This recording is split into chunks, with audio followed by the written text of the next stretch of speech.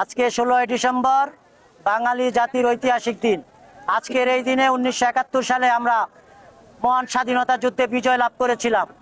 আপনারা জানেন যে 1971 সালে যে স্বাধীনতা আমরা অর্জিত হয়েছিল, সেই স্বাধীনতাকে বিগত দিনে আওয়ামী ফ্যাসিবাদ সরকার বিভিন্নভাবে আপনার বিপন্ন করেছিল।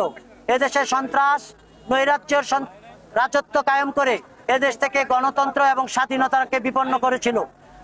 বিগত 5ই আগস্টের ছাত্র জনতার গণ অভ্যুত্থানে এবং আমাদের 17 বছরের আন্দোলন সংগ্রামে আমরা যে ফ্যাসিবাদ বিরোধী আন্দোলন করেছিলাম, সেই আন্দোলন সংগ্রামের ফসল হিসাবে 5ই আগস্টে আমরা নতুন এক স্বাধীনতা আমরা অর্জন করেছি।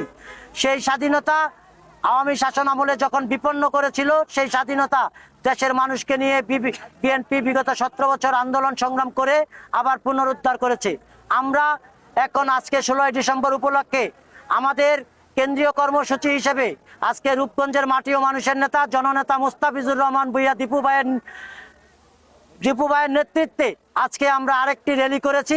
আমরা বিশ্বাস করি যে আগামী দিনে এই স্বাধীনতা এবং 5ই আগস্টের ছাত্র জনতার গণ অভ্যুত্থানের যে সংগ্রাম, সেই সংগ্রামকে আমরা কাঁধে নিয়ে আগামী দিনে আমরা একটা গণতান্ত্রিক এবং সাম্য, মানবিক এবং ন্যায় বিচার প্রতিষ্ঠা করার একটা আমরা রূপগঞ্জ গড়ে তুলব।